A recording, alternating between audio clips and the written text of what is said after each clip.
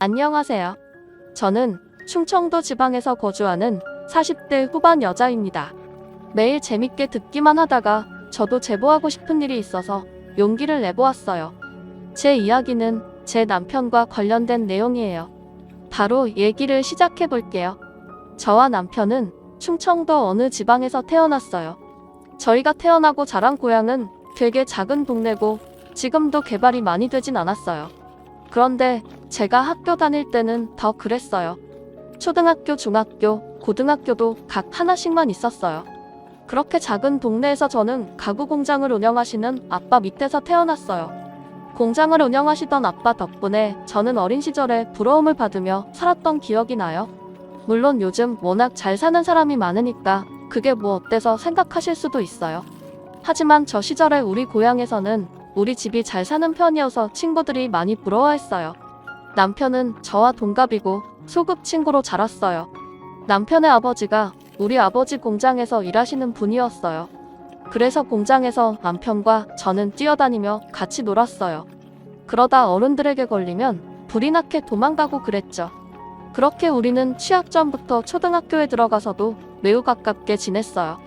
거의 그냥 남매처럼 자랐던 것 같아요. 왜냐하면 저도 남편도 외동이었기 때문에 굉장히 많이 붙어 있었어요. 서로 집에서 밥도 자연스럽게 같이 먹던 날도 되게 많았어요. 시골이었기 때문에 밭이 많았는데 서리도 하고 동네 강아지들과도 뛰어다니고 재미있게 지냈어요. 그대로 남편과 저는 중학생이 되었습니다. 중학생 때는 이제 본격적으로 사춘기가 오는 시기잖아요. 둘 다 사춘기가 왔지만 이상하게 서로에게는 관대했어요. 그리고 제가 학교에서 여자아이들과 싸워서 혼자 다니던 시기도 있었어요. 그럴 때 남편만 유일하게 제 곁을 지켜주었습니다. 그렇게 저는 남편에게 더 의지했고 우리는 고등학교에 진학하고도 붙어 다니기 시작했어요. 저희가 초등학교 입학 전부터 그렇게 10년 넘게 붙어 다니니 동네 사람들은 그냥 저와 남편을 하나의 쌍이라고 인식했어요. 저를 보면 준아 어디 갔니? 물어보고 남편이 혼자 있으면 세정이 어딨니? 물어봤어요. 학교에서도 선생님들과 친구들은 저희가 사귀는 것을 아주 당연하게 생각했어요. 저는 서로 누가 사귀자고 한 것도 아닌데 저러니까 웃기더라고요. 그래서 고등학교 2학년 여름에 남편에게 말했습니다. 남편과 개울가에서 놀다가 집에 돌아가는 길이었어요. 야, 이준아. 너랑 나랑 뭐야? 다들 우리가 사귄다고 알아. 우리가 사귀네 사이야? 남편은 가만히 멈춰서 저를 바라봤어요. 쳐다보지 말고 말을 해. 그럼 사귀죠. 정말 담백하고 직설적이고 어이없는 대답이었습니다. 그렇게 저희는 사귀게 되었어요. 옆집 사는 손에는 동네 오빠가 꽃다발을 사와서 고백했다는데 저는 간단하게 사귀자는 말로 연애를 시작하다니 억울한 마음도 들었습니다. 하지만 뭐 어쩔 도리가 없었어요. 왜냐하면 저는 이미 남편을 좋아하고 있었거든요.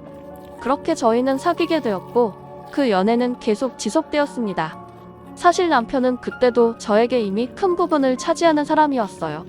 그래서 옆에 남편이 없다는 사실은 믿고 싶지 않았습니다. 그렇게 저희는 성인이 되었어요. 남편과 저는 대학에 진학하게 되었습니다. 저는 서울에 있는 대학으로 가게 되었고 남편은 인근에 있는 국립대학에 들어가게 되었어요. 저는 사실 거리가 멀어지니까 우리가 잘 사귈 수 있을까 걱정했어요. 그런데 걱정이 무색하게도 남편은 지방에서 서울로 버스를 타고 저를 보러 왔어요. 제가 서울에 올라오고 사실 많이 힘들었습니다. 처음으로 부모님과 떨어져서 살아야 하고 낯선 상황에 많이 놓이게 되니까 적응하는 것이 저에겐 매우 힘들었어요. 그렇지만 남편이 자주 서울에 와주니 버틸 수 있었어요. 그리고 저도 남편의 군대를 기다려주었습니다. 서로 그렇게 힘든 시기에 버팀목이 되어주며 서로의 인생에 좋은 영향을 끼쳤어요. 그리고 저는 대학을 졸업하고 고향에 다시 내려왔습니다. 원래는 졸업하고 서울에서 직장을 다닐 생각이었지만 저는 제가 서울살이와 맞지 않다는 사실을 잘 알게 되었어요. 방학 때마다 고향에 내려왔는데 그때마다 너무 저와 잘 맞더라고요. 서울로 올라갈 때는 너무 막막하고 슬퍼서 매일 울었어요. 그 정도로 서울살이는 힘들었기 때문에 고향에 내려왔습니다. 그리고 서울에서 대학을 나온 경력을 가지고 동네 보습학원을 열었어요. 아버지와 어머니도 고향에서 4대째 사시고 계셨어서 아는 사람이 매우 많으셨어요. 저는 고향에서 태어나 자랐으니 당연히 아는 사람이 많았어요. 그래서 생각보다 보습학원이 매우 잘 되었어요. 그때쯤 남편은 대학교를 졸업하게 되었습니다. 남편은 전공을 살려서 인근 지역 대기업에 취직하게 되었어요. 고향에서 1시간 정도 걸리는 거리에 있는 회사였어요. 그리고 둘 다 자리를 잡았으니 결혼 얘기가 자연스럽게 나오기 시작했어요. 사실 저 때쯤 저는 이미 결혼은 남편과 해야 한다고 생각했어요. 워낙 너무 어릴 때부터 붙어 다녔기 때문에 다른 남자와 결혼한다는 것은 상상도 어려웠습니다. 그건 남편도 마찬가지였대요. 그리고 제가 시장에 가면 어른들이 그렇게 저한테 말씀하셨어요. 세정아, 너희 식은 언제 올리니? 아예 결혼한다는 그 사실 자체는 확정되어 있었고 식을 언제 올릴지가 관건이었습니다. 저희 부모님도 그렇고 남편 부모님도 그렇고 우리가 결혼하는 것이라는 사실은 이미 확정이었어요. 그렇게 저희는 동네에 있는 하나밖에 없는 식장에서 결혼하게 되었습니다. 정말 저와 남편의 결혼은 동네 잔치였어요. 동네 사람들 모두가 왔다고 해도 과언이 아니에요. 저는 동네에서 보습학원을 하고 있었으니까 학생들도 많이 왔어요. 타지로 나간 친구들도 다 와서 축하해주고 저희 학생 때 선생님들도 많이 오셨어요. 그렇게 온 동네 사람들의 축복을 받으며 결혼식을 올렸습니다. 아직도 그 결혼식장에서 결혼한 사람 중에 우리식 하객이 제일 많았다고 하더라고요. 신혼집은 그때 당시 새로 생겼던 아파트에서 시작하게 되었습니다. 친정 아버지가 힘을 써주셔서 마냥 감사한 마음뿐이었어요. 저는 그렇게 고향에서 부모님 곁에 살며 보습학원을 하며 남편과 행복하게 살기 시작했습니다. 그렇게 1년 후 저는 임신도 하게 되었어요. 임신을 확인하고 얼마나 기뻤는지 몰라요. 그런데 제가 임신을 했는데 입덧이 굉장히 심했어요. 그래서 일을 계속하는 것이 정말 힘들었습니다. 병원에서도 몇 번이나 경고하더라고요. 저는 아이를 너무 지키고 싶어서 보습학원은 잠시 쉬게 되었습니다. 그리고 진지하게 남편과 거처를 고민하기 시작했어요. 저는 고향에서 계속 살고 싶었어요. 제 삶의 터전이고 또 부모님과 붙어 있으니까요. 남편은 제 의견을 존중해줬습니다. 남편은 그 대신 저에게 말했어요. 나는 여보 더 많이 붙어 있고 싶어. 그런데 지금 출퇴근이 왕복 2시간이 넘으니까 힘들어. 저는 남편의 말을 듣고 정말 안타까웠어요. 남편은 저 때문에 멀어도 고향에서 사는 건데 그 결정이 오히려 남편을 힘들게 하는 것 같아서 마음이 좋지 않았습니다. 그래서 저는 친정아버지를 찾아가서 부탁했어요. 가게 하나를 열어달라고 했습니다. 아버지는 제가 부탁하자 아주 흔쾌히 치킨집을 차려주셨어요. 아무래도 친정부모님이 옆에 계시니까 임신 기간 동안 많이 챙겨주셨거든요. 시부모님도 워낙 어릴 때부터 봤던 분들이라 저를 친딸처럼 여기시던 분들이에요. 몇 번 위험했던 순간들도 있었지만 건강하게 공주님을 출산하게 되었습니다. 남편과 머리를 맞대고 고민한 끝에 아이 이름은 채림이로 지었어요. 부모 마음은 부모가 되어야 안다고 하잖아요. 저는 정말 저 말에 100번 동의해요. 아이가 커가는 모습을 볼 수 있다는 것이 얼마나 행운인지 그때 알게 되었습니다. 남편은 친정아버지의 도움으로 치킨집을 시내에 열게 되었어요. 우리가 학생 때 매일 가서 놀던 곳에 가게를 열게 되니까 기분이 색달랐습니다. 저희가 고등학생 때 같이 학교 끝나고 시내를 돌아다녔거든요. 그래서 치킨집에 교복을 입은 학생들이 오면 어찌나 예뻤는지 몰라요. 저와 남편의 학생 때가 생각나더라고요. 우리 결혼식 때 정말 하객으로 많은 분이 오셨었다고 제가 말했잖아요. 아무래도 시골 특성상 토박이들이 장사해야 사람들이 많이 찾아주고는 했어요. 덕분에 남편의 치킨집도 장사가 잘 되었습니다. 저는 아이가 유치원에 들어갈 때까지는 보습학원을 쉬려고 했기 때문에 남편 치킨집을 자주 도와주러 나갔어요. 아이가 어린이집에서 돌아오면 할 일이 없기도 했고요. 치킨집 운영을 시작하고 바로 옆자리에 분식집이 생겼어요. 분식집 주인은 저와 남편의 동창인 지연이었어요. 지연이도 이 동네 토박이에요. 부모님도 두 분이 아직 고향을 사셔서 저랑도 가깝게 지내던 사이였습니다. 한 가지 안타까운 점은 지연이는 남편과 사별을 했다는 사실이었어요. 지연이는 결혼하기 전에 아이가 생겼는데 결혼식을 올리고 아이 얼굴도 보기 전에 남편이 교통사고로 사망했습니다. 워낙 큰 추돌사고여서 저도 그 사건이 똑똑히 기억나요. 지연이는 수입이 없으니 분식집을 열었다고 했어요. 동창들 옆에 가게를 내서 기분이 좋다고 하더라고요. 그리고 정말 다행인 것이 지연이의 딸 지우가 우리 딸 채림이와 동갑이었어요. 둘이 동갑이고 워낙 동네가 좁으니 둘 다 같은 어린이집에 다녔습니다. 그러다 보니 저는 지연이와 오히려 학창시절 때보다 더 가깝게 지냈어요. 지연이가 가게를 하니까 제가 채림이를 데리러 간 김에 지우도 데리고 하원을 시켜 지연이의 가게에 가서 밥을 사 먹었어요. 지연이는 제가 그럴 때마다 저에게 고맙다고 했지만 서로 돕고 사는 게 이웃이고 친구잖아요. 지연이의 사정을 잘 아니까 일부러 분식집에서 끼니도 많이 해결했습니다. 그리고 힘을 써야 하는 일이 있으면 남편이 가서 도와주었어요. 어차피 다 어릴 때부터 알던 사이여서 서로 의지하며 잘 지냈습니다. 유치원에서 소풍 간다고 하면 치킨집과 분식집을 닫고 아이들 소풍도 따라갔어요. 우리 부부와 지연이는 그렇게 아이도 같이 키우면서 행복하게 잘 지냈습니다. 채림이와 지우도 서로 얼마나 아꼈는지 몰라요. 그러다 저희 아이들이 크면서 초등학교에 들어가게 됐어요. 어느 날 채림이가 저에게 그러더라고요. 엄마, 아빠는 지우 엄마랑도 결혼한 거야? 응? 아니야. 아빠는 엄마랑만 결혼한 거야. 왜 그래? 학교에서 집에 오는데 어떤 할머니가 나에게 엄마가 2명이라 어떡하냐고 그랬어. 에이, 아니야. 아빠한테 물어봐. 채림이 엄마는 엄마 하나야. 채림이 말을 듣고 나니까 감정이 이상했어요. 제가 안쓰러워서 지연이와 가깝게 지냈고 남편도 워낙 어릴 때부터 알던 사이라 좋은 마음으로 같이 다녔던 건데 남들이 볼 땐 안 좋아 보일 수도 있다는 생각이 들더라고요. 그리고 제가 채림이가 초등학교에 입학하며 보습학원을 다시 열었거든요. 그래서 남편 치킨집에 자주 가지 못했어요. 남편을 굳게 믿었고 또 의심하고 싶지 않았지만 채림이가 저렇게 말하니까 또 여자 마음이란 게 마냥 편하지는 않더라고요. 그래서 다음날 일부러 학원에서 바로 집으로 가지 않고 치킨집으로 퇴근했습니다. 치킨집에 말을 하지 않고 들어갔더니 거기에 지연이가 있더라고요. 세정아, 무슨 일이야?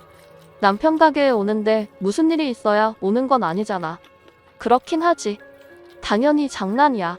기분 나쁜 건 아니지? 나도 장난이야. 괜찮아. 장난이라고 대답은 했지만 기분은 나빴어요. 남편을 쳐다보니 잘 왔다고 수고했다고 하더라고요. 그렇게 남편과 같이 퇴근하고 집으로 가는 길에 제가 기분이 안 좋아 보이자 남편이 먼저 말을 꺼냈습니다. 혹시 지연이 때문에 그런 거야? 여보, 오해 안 했으면 좋겠어. 정말 나는 여보밖에 없는 거 잘 알잖아. 자기를 의심하는 건 아닌데 그냥 동네에서 말이 나올까봐 걱정돼서 그래. 우리가 어릴 때부터 붙어 다녔던 거 기억나지? 여기 사람들 다 우리 사이 아는데 무슨 걱정이야. 내가 더 잘할게. 너무 걱정하지 마. 남편이 저렇게 말해주니까 마음이 놓이더라고요. 그 뒤로 남편 가게에 몰래 찾아가도 지연이는 잘 보이지 않았습니다. 남편이 말을 잘했나 보다 생각이 들어 고맙더라고요. 지연이 분식집에 찾아가도 지연이는 예전처럼 저를 반겨주었어요. 그래서 속으로 내심 미안한 마음이 들었습니다. 아무래도 지역이 좁아서 제가 더 걱정했었어요. 시골 사셨던 분들은 다들 공감하실 텐데 지역사회가 굉장히 좁거든요. 워낙 작은 일로도 소문이 금방 퍼지니까 저도 모르게 계속 조심하는 경향이 있었습니다. 예를 들어 제가 말 한마디를 하면 하루 만에 소문이 다 퍼지더라고요. 또 아무래도 제가 보습학원을 운영하니까 더 그랬던 것 같아요. 학부모들 입김이 세니까 더 뒷말에 예민하게 반응하게 되더라고요. 아이를 낳기 전과 후도 다르더라고요. 예전에는 이 정도까지 조심하지 않아도 괜찮았는데 아이를 낳고 키우니까 조그만 일에도 신경이 곤두서게 되었습니다. 서로 다 아는 사이니까 이런 부분에선 불편한 게 있더라고요. 그래서 마을 사람들 사이에서 무언가 우리 가족의 얘기거리가 되는 게 싫어서 더 예민하게 반응한 것도 분명 맞아요. 아무래도 부모님도 다 한 지역에 사니까 그런 것 같아요. 친정아버지가 공장을 운영하신다고 하셨잖아요. 동네 사람 중에 공장에 다니시는 분들이 꽤 있으세요. 그래서 어딜 가도 아 공장 딸? 하면서 아는 척을 하시거든요. 사실 그래서 학창 시절에는 그게 참 싫었습니다. 슈퍼를 가도 아버지 공장 안부를 물으시고 버스에 타도 기사 아저씨가 아버지 안부를 물으셨거든요. 그런데 저도 익숙해졌는지 이제는 적응이 된 것 같았어요. 아무튼 그렇게 이 사건은 지나갔습니다. 남편도 저에게 잘했고 채림이도 학교 생활을 워낙 잘해서 큰 걱정 없이 잘 살고 있었어요. 큰 걱정 없이 잘 살고 있었어요. 그런데 어느 날 지원이가 한밤중에 울면서 전화가 오더라고요. 남편한테 전화한 것을 제가 받았습니다. 지연아, 무슨 일 있어? 이 새벽에. 세정아, 나 어떡하니? 우리 아버지 돌아가셨어. 나 어떡해? 뭐? 어디야? 우리가 거기로 갈게. 여기 땡땡 장례식장이야. 나 정말 너무 슬퍼. 저는 급하게 남편을 깨웠어요. 비몽사몽으로 일어나는 남편에게 지연이 아버지가 돌아가셨다고 전했습니다. 남편은 정말 놀라더라고요. 그렇게 우리 부부는 장례식장으로 바로 갔어요. 지연이가 울면서 우리를 맞이하더라고요. 저는 지연이를 안아주며 위로했습니다. 지연이 아버지는 저도 어릴 때부터 봤던 분이셨어요. 워낙 호탕하신 분이셨는데 자다가 심장마비로 돌아가셨다고 하더라고요. 지연이가 너무 놀란 것 같아서 안심시키려고 노력했던 기억이 나요. 연락을 받은 사람들이 하나둘씩 오기 시작했어요. 그렇게 저도 장례식장에서 지연이를 많이 도와주었습니다. 지연이도 외동이라 도와주는 사람이 많이 없었거든요. 남편이 아무래도 남자니까 많이 나서는 상황이 있었어요. 그런데 제가 약간 기분이 나빴던 것은 남편을 지연이 남편으로 오해하는 사람들이 있었어요. 제가 정말 어이가 없었던 부분은 지연이가 그걸 듣고도 부정하지 않더라고요. 이미 오해한 사람들이 있는데 굳이 정정하지 않는 모습을 보며 저는 속으로 기분이 나빴습니다. 하지만 장소가 아무래도 장례식장이니까 제 기분을 티내지 않으려고 노력했어요. 지연이는 아버지가 돌아가신 충격이 매우 컸던 것 같아요. 우리 남편에게 많이 기대더라고요. 저는 그걸 보면서 이건 아닌 것 같다 느끼면서 기분이 나빴지만 장례식이 끝나고 얘기해야지 하며 넘겼습니다. 지금 와서 생각해보면 절대 그냥 넘기지 말았어야 했어요. 제가 기분이 안 좋아 보이는 것을 눈치챘는지 남편이 저에게 다가왔어요. 여보, 장례식장이잖아. 설마 오해하는 거야? 내가 뭘? 아니, 너무 표정이 안 좋아 보여서. 기분이 좋지는 않지. 남편은 오해하지 말라며 저를 안아주었습니다. 그러면서 미안하다고 사과하길래 그냥 장례식장 사건도 이대로 넘겼어요. 사실 뭐라고 한마디 하고 싶었지만 장소 때문에 어쩔 수 없었어요. 그렇게 지연의 아버님이 돌아가신 후 지연이는 눈에 띄게 우리 남편을 부르기 시작했어요. 남편도 죽고 아버지도 죽고 자기는 옆에 있는 사람들이 자꾸 떠나간다고 너무 슬프다고 우리 집에 찾아와서 울기도 했어요. 저는 물론 지연이의 상황은 안타까웠어요. 하지만 너무 자주 저러니까 부담스러운 마음이 들었습니다. 그래서 진지하게 이사도 생각하기 시작했어요. 고향이라 대학도 서울에서 나왔지만 굳이 내려왔던 것이었는데 뭔가 살면서 불편한 상황이 계속 생기니까 오히려 내가 여기를 피해야 하나 생각이 들었습니다. 그래서 친정엄마한테 얘기를 터놓았어요. 내가 편한 대로 하렴. 사실 엄마는 지연이가 그렇게 마음에 들지 않아. 사실 친정엄마도 지연이를 그렇게 좋아하진 않으셨어요. 왜냐하면 지연이가 꾸미는 것을 좋아해서 짧은 치마도 자주 입거든요. 저야 멋돌아니까 괜찮았지만 아무래도 시골 어른들 눈에는 애 엄마가 저러고 다니니 뒤에서 말이 많이 나왔나 보더라고요. 그리고 지연이가 성격이 되게 좋아서 여기저기 말도 많이 붙이는 편이에요. 그래서 아는 사람도 많고 어딜 가도 살갑게 얘기를 많이 하는데 그걸 안 좋게 보는 분들이 많았어요. 예전에는 엄마가 저에게 저런 말을 꺼내시면 제가 하지 말라고 했거든요. 지연이는 제 친구잖아요. 그런데 이제는 엄마가 저렇게 지연이를 욕해도 말리지 않았습니다. 그래도 남편은 저만 바라봤기 때문에 의지하며 살고 있었죠. 그런데 이사 생각은 했지만 가지 못했어요. 왜냐하면 딱 그때 정말 큰 불행이 저에게 찾아왔습니다. 그건 바로 암이었어요. 어느 날부터 살이 갑자기 많이 빠지더라고요. 처음에는 요즘 먹는 것도 잘 먹고 괜찮게 지냈는데 왜 이럴까 생각했어요. 물론 지연이가 신경을 쓰였지만 그것과 별개로 제 생활은 매우 잘하고 있었거든요. 보습학원도 제가 원장이니까 스트레스도 심하지 않았습니다. 그렇지만 살이 빠져서 기분은 좋더라고요. 그런데 살만 빠지면 괜찮았는데 소화도 잘 되지 않았어요. 그뿐만 아니라 쉽게 피곤해졌어요. 우리 집에서 보습학원까지는 걸어서 25분 정도가 걸려요. 예전에는 아주 쉽게 걸어갔습니다. 사실 저 정도 걷는 것은 일도 아니잖아요. 오히려 산책이죠. 그런데 어느 날부터 걷다가 멈춰서 쉬어야 할 정도로 힘들기 시작했습니다. 소화도 잘 안 되고 머리도 아프더라고요. 심지어 이명까지 있었어요.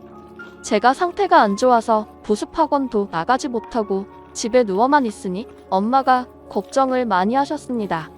그래서 동네 의원을 데려갔는데 처음에는 저보고 스트레스가 심해서 그런 것 같으니 조금만 집에서 쉬면 괜찮아진다고 하더라고요.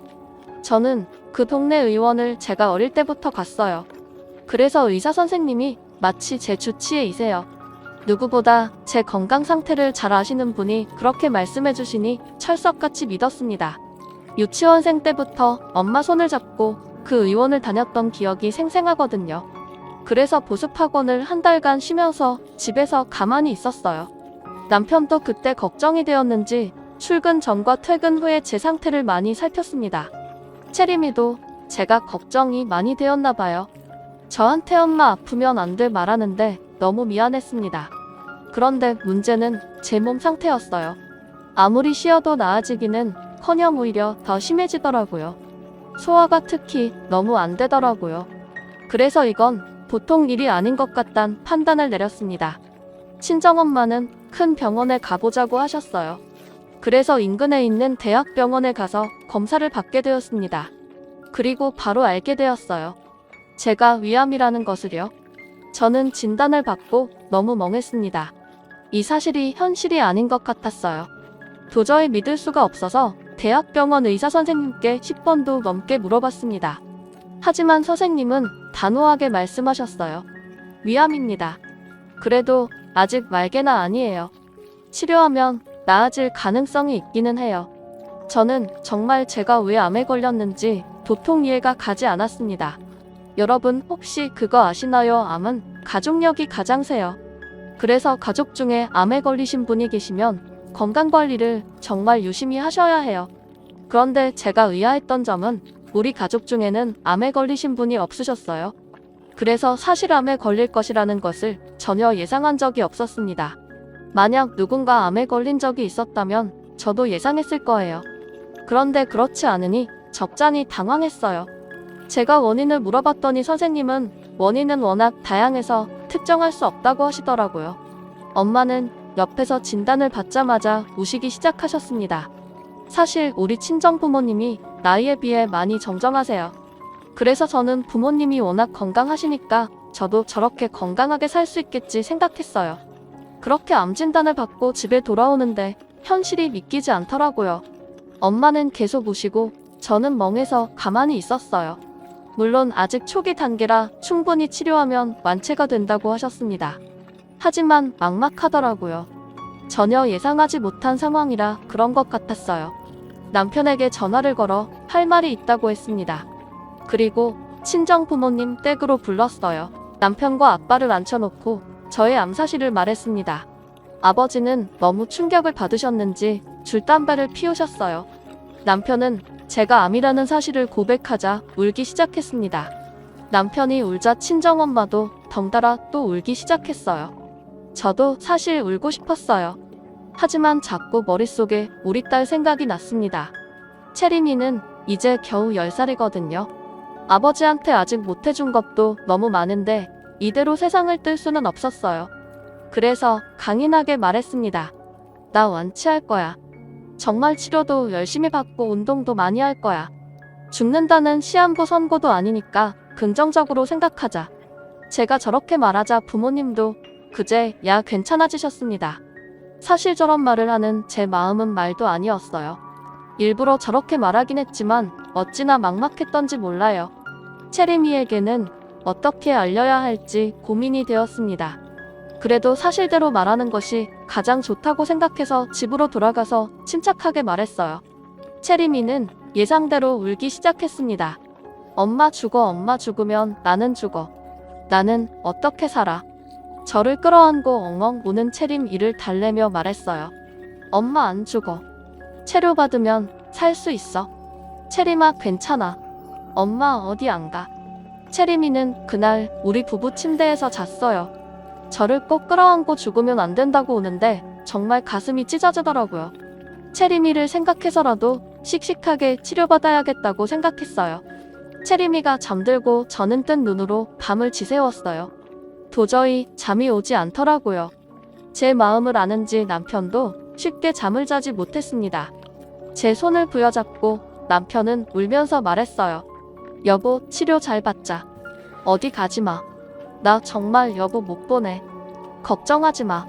내가 아까 체리미한테 말했던 거 기억하지? 나 어디 안 가. 저 때문에 우는 가족들을 보는 심정은 말로 할 수가 없습니다. 정말 상실의 아픔은 누구나 겪고 싶지 않은 감정이잖아요. 저도 만약 남편이나 친정 부모님의 암에 걸렸다면 저렇게 행동했을 것 같아요. 체리미가 암에 걸렸다면 저는 살 수 없었겠죠. 그렇게 생각하니 더 치료를 잘 받아야겠다는 마음이 들었습니다. 그리고 친정엄마의 마음도 이해할 수 있었어요.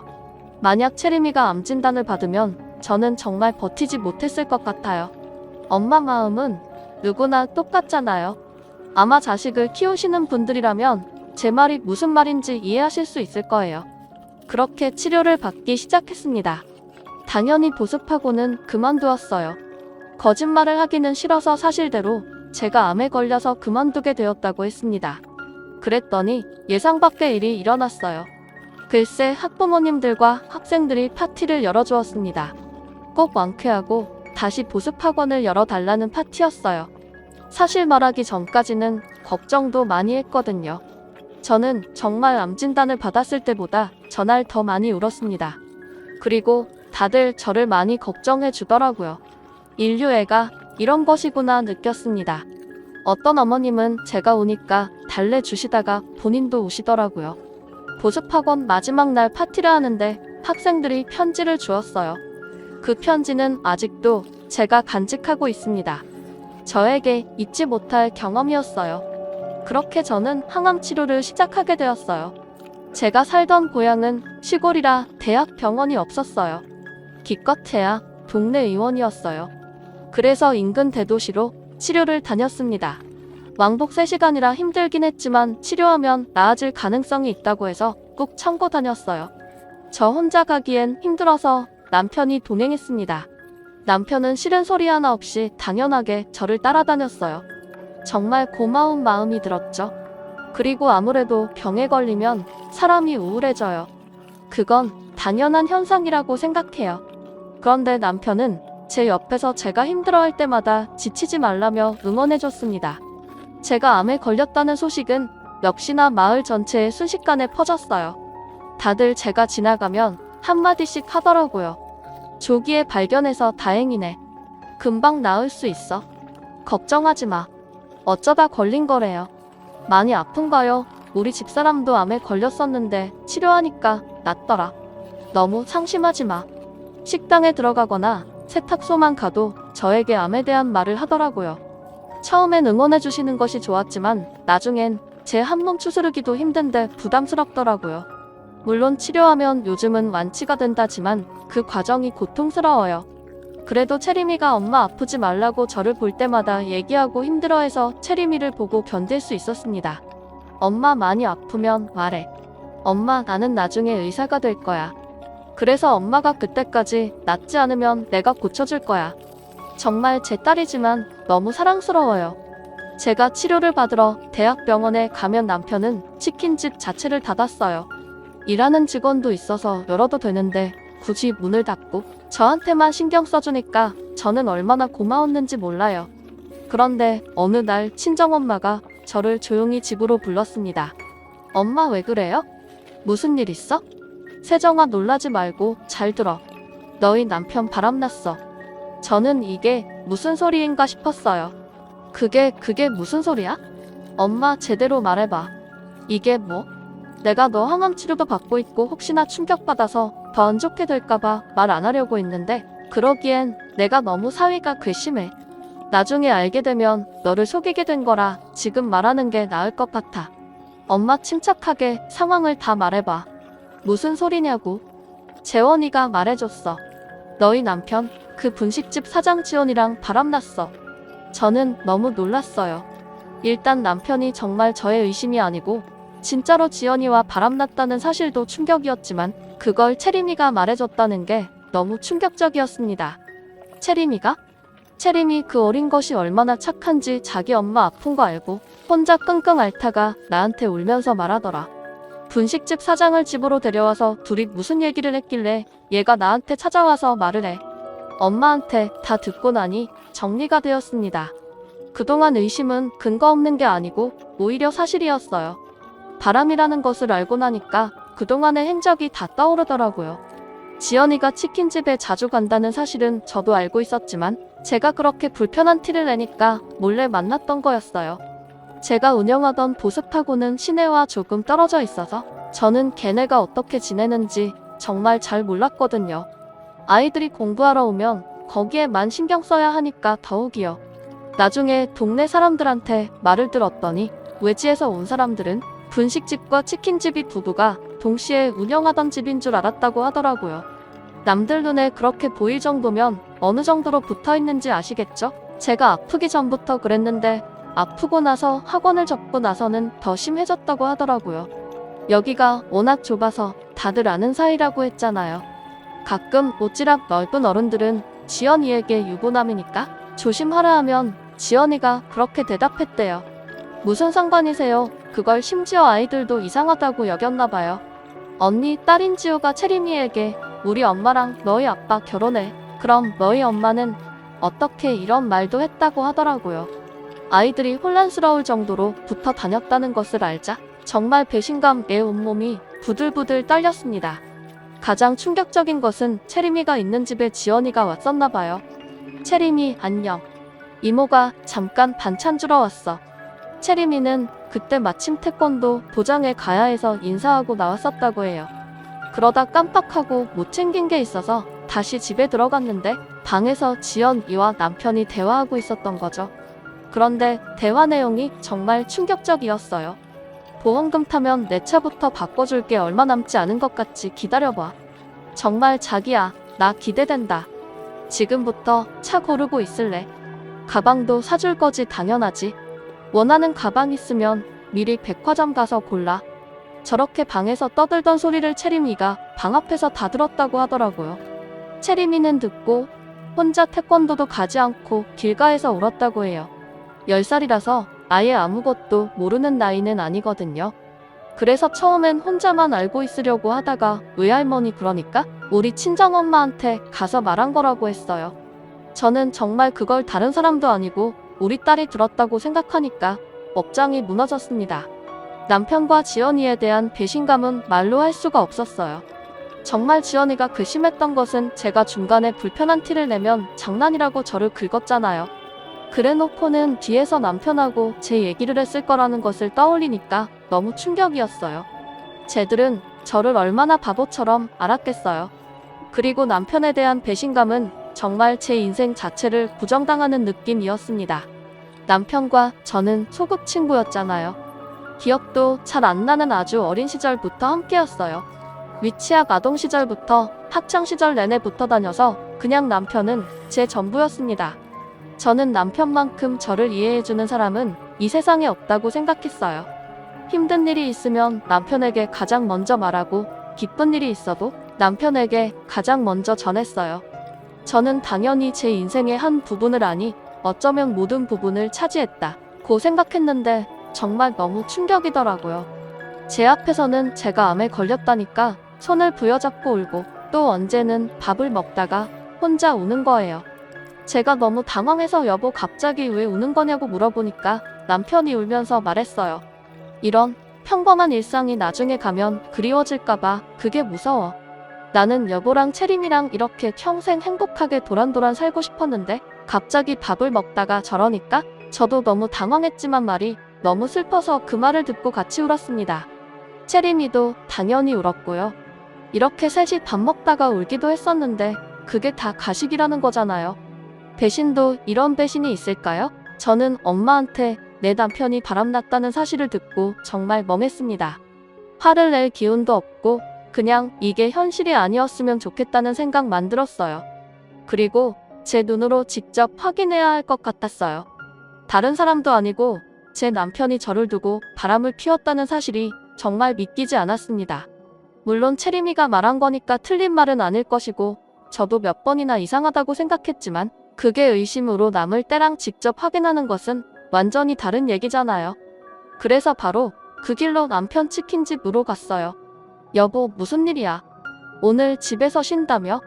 저는 그런데 남편이 웃으면서 저를 보니까 눈물이 나오더라고요. 차마 확인받고 싶지 않았던 마음이 커서 그랬던 것 같아요. 만약 물어봐서 그게 사실이라면 저 웃음조차 거짓이라는 거잖아요. 저는 정말 그래서 그냥 치킨집 한가운데서 갑자기 울음이 터졌습니다. 손님들도 있었지만 그건 신경 쓰이지 않았어요. 그냥 제 감정이 우선이었습니다. 여보, 왜 그래, 많이 아파? 지금 병원 갈까? 남편이 달려와서 제 어깨를 감싸며 물었어요. 그런데 순간 역겨운 마음이 들더라고요. 제 앞에서는 이렇게 연기를 하고 뒤에서는 또 지연이에게 차를 사주니 가방을 사주니 그런 얘기를 한다는 거잖아요. 그래서 남편의 손을 뿌리치고 단도직입적으로 물었습니다. 야, 너 바람났어? 그것도 지연이라 네가 사람이야? 말하다 보니 화가 급속도로 올라오더라고요. 그래서 소리를 지르며 말했어요. 바람, 네가 날 두고 바람 미쳤어. 남편은 심하게 당황하더라고요. 무슨 소리야? 아니, 내가 무슨 바람이야? 말이 되는 소리를 해. 왜 그래? 정말 많이 아프면 병원에 가자. 남편은 저를 억지로 밖으로 데리고 나왔어요. 가게에 손님들이 있어서 그런 것 같았는데 저는 참을 수가 없었습니다. 지연이가 다 말했어. 네가 지연이한테 내 보험금으로 가방 사고 차도 사준다고 했다며? 야, 네가 인간이야. 남편은 진정하고 집에 가서 얘기하자고 했어요. 길거리에서 사람들이 다 쳐다봤지만 알바 아니었습니다. 친정엄마가 제가 걱정됐는지 따라오셨나 봐요. 옆에 와서 제 남편을 밀치고 울면서 말했어요. 지연아, 정말 네가 어떻게 그래? 다른 사람도 아니고 네가 내 딸 어떻게? 남편은 심하게 당황했어요. 저는 치킨집 바로 옆에 있는 분식집으로 향했습니다. 어느덧 사람들이 많이 모여 있었어요. 다들 한마디씩 하더라고요. 진짜 바람이야. 대박, 그럴 줄 알았어. 아니, 어쩐지 분식집 사장이 그렇게 치킨집에 많이 들어가더라. 저는 분식집 문을 열었는데 글쎄 지연이가 안에 있으면서 문을 잠갔더라고요. 문이 투명해서 안이 다 보였는데 싱크대 밑에 숨었는지 손님들만 당황해서 어쩔 줄은 몰라더라고요. 안에 있던 손님이 문을 열어줘서 저도 안으로 들어갔어요. 야, 이지연, 나와 친정엄마도 들어와서 지연이를 같이 찾았습니다. 역시나 싱크대 밑에 있더라고요. 제가 지연이에게 네가 어떻게 그러냐고 따지니까 지연이는 생각보다 덤덤했어요. 아니, 오히려 뻔뻔했어요. 저렇게 뻔뻔해야 유부남과 바람이 나는가 봐요. 너희 남편이 내가 좋다는데 어떡하니? 그럼 남편 관리를 잘하던가. 너 그게 나한테 할 말이야. 못할 말은 아니잖아. 그리고 가게 나가줬으면 좋겠는데 계속 그러고 있으면 영업방해로 경찰에 신고할 거야. 너무 뻔뻔한 모습에 저는 눈물이 나왔습니다. 남편은 아니라고 부인했지만 지연이가 확인을 해준 거잖아요. 아니라고 믿고 싶었는데 사실이라니 정말 슬펐어요. 하필 내 남편의 불륜 상대가 나도 알고 심지어 친하게 지내던 친구라. 이게 진짜 말이 되나요? 여러분, 그동안 저를 두고 뒤에서 얼마나 그들끼리 즐거웠을까요? 그걸 생각하니 더 마음이 아팠습니다. 심지어 우리는 아이도 있었잖아요. 각자 딸도 있고 2명이 동갑이라 친하게 지냈는데 도대체 무슨 마음이 길래 불륜을 저지른 건지 궁금했습니다. 지연이의 뻔뻔한 말에 친정엄마는 충격을 받아서 쓰러지셨죠. 정말 난장판이 따로 없었습니다. 사람들도 지연이에게 한마디씩 했어요. 아무리 그래도 유부남을 건들면 어떡해요. 아니, 셋 다 도박이면서 너무하네. 어린 시절부터 봤을 텐데 지연이는 정말 당당했어요. 나가세요. 영업방해로 당신들 다 신고할 거야. 그리고 정말 경찰이 신고했는지 순찰차가 왔습니다. 저는 정말 너무 허탈하고 충격이 컸어요. 저는 친정 부모님 댁으로 가서 누워 있었습니다. 도저히 집에 갈 수가 없었어요. 우리 집에 지연이가 들어왔다는 사실을 듣고 나니까 꼴보기도 싫었습니다. 채림이는 제 옆에 딱 달라붙어 있었어요. 친구들이 나한테 이제 지우 엄마가 내 엄마냐고 계속 물어봤어. 나는 그럴 때마다 아니라고 했는데 너무 슬펐어. 그런데 엄마가 아프니까 더 슬펐어. 엄마 아프지 마. 저는 저의 충격도 충격이었지만 채림이가 받은 상처도 크다고 생각하니 가슴이 찢어지는 것 같았습니다. 남편의 바람 소식을 들으니까 친정 아버지도 화가 많이 나셨어요. 남편은 집이 여유가 있지 않았습니다. 그래서 우리 집과 치킨집도 친정 아버지가 다 해주셨거든요. 그리고 남편의 아버지 저에겐 시아버지죠. 시아버지도 젊었을 때 능력 없어서 아무것도 못하고 있으니까 우리 아버지가 당신 공장에 취직시켜 주시기도 했어요. 정말 이렇게 아주 예전부터 우리 집이 도와주었는데 돌아오는 건 불륜이라니 너무 슬펐습니다. 남편은 그날 어디서 잤는지 모르겠어요. 아마 우리 집에 왔을 수도 있겠죠. 저는 불륜 사실을 알고 나서 단 한 번도 우리 집에 가지 않았습니다. 그 집에 가는 것 자체가 역겹더라고요. 어차피 집은 저희 아버지가 해주신 거라 제 명의여서 그대로 부동산에 말했어요. 헐값에 내놨으니 금방 팔릴 거라고 하더라고요. 부동산 사장님도 저에게 위로의 말을 건네더라고요. 이미 소문이 퍼진 것 같았습니다. 하지만 제 잘못은 아니니까 그냥 씁쓸하게 웃기만 했어요. 집은 외지인이 우리 고향에 올 예정이었는데 그분이 사셨습니다. 집이 팔렸으니 남편은 나가야 하잖아요. 물론 남편이 우리 집에서 계속 있었는지 지연이 집에 갔는지는 모르겠어요. 남편에겐 전화도 많이 왔습니다. 저는 일부러 받지 않았어요. 그냥 정말 묵묵부답으로 일관했어요. 분식집과 치킨집은 폭삭 망했어요. 왜냐하면 동네에 소문이 쫙 퍼져서 아무도 안 갔거든요. 또 사실 그 두 개의 주된 고객들은 우리 친정아버지 공장 직원들이었거든요. 아버지가 팔아주신다고 정말 매일같이 주문하셨거든요. 그런데 그 둘이 불륜이니까 너무 괘씸하잖아요. 아버지 공장 사람들도 아버지를 굉장히 신뢰하고 좋아하셨는데 소식을 듣고 나서 아예 사적으로도 방문하지 않았더라고요. 또 이런 시골에서는 동네 장사라 평이 굉장히 중요해요. 그런데 여기서 모르는 사람이 없으니까 사람들이 수군대더라고요. 지나가면서 보니까 분식집은 이미 망해서 임대종이가 붙어 있었습니다. 남편은 저를 수십 번 넘게 찾아오고 전화도 했어요. 다 오해라고 했지만 절대 믿지 않았죠. 그냥 바로 이혼 소송을 걸었고 저는 치료를 위해 채림이를 데리고 인근 대도시로 이사를 왔어요. 남편은 친정집에도 찾아가고 공장에도 찾아가고 하더라고요. 모든 걸 가지고 있다가 다 뺏기니 갑자기 조급해졌나 봐요. 심지어 채림이마저 자기를 외면하니까 충격이 큰 것 같았어요. 자기가 잠시 미쳤었다고 제발 용서해달라고 울고불고 난리였습니다. 하지만 저는 동의하지 않았어요. 그냥 정말 꼴보기가 싫었고 남편과 이혼하고 채림이와 둘이 제 병에 완치되면 제주도에 내려가서 살 예정이었어요. 물론 저도 충격이 너무 크고 채림이도 상처를 많이 받아서 제 암 치료를 하면서 동시에 둘이 정신과 치료도 많이 받았습니다. 상담도 많이 다니고 그렇게 둘이 서로 의지하며 힘든 시기를 버텼어요. 친정 부모님도 저희를 적극적으로 지원해 주셨죠. 친정아버지가 오히려 저에게 먼저 채림이와 제주도에 가서 쉬라고 하더라고요. 저도 물론 제가 원하면 고향에 남아도 되었지만 그러기가 싫었어요. 이미 사람들이 다 알아서 불편하겠더라고요. 채림이를 위해서라도 제가 떠나는 게 맞았어요. 물론 남편과 지연이네 가족은 쫓겨나듯 떠났대요. 당연히 고향에서 계속 살 수는 없어 보였어요. 어딜 가도 손가락질을 했으니까요.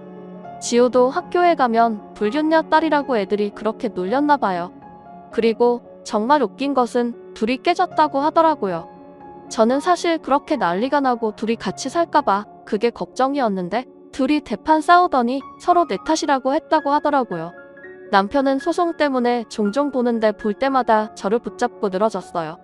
실제로 무릎을 꿇으며 제발 한 번만 용서해달라고 하더라고요. 물론 저는 넘어가지 않았죠. 지연이는 어떻게 사는지 저도 모르겠어요. 지우를 데리고 야밤에 도망갔다는 말만 들었습니다. 그렇게 몇 년의 시간이 흘러서 저는 완치라는 판정을 받게 되었어요.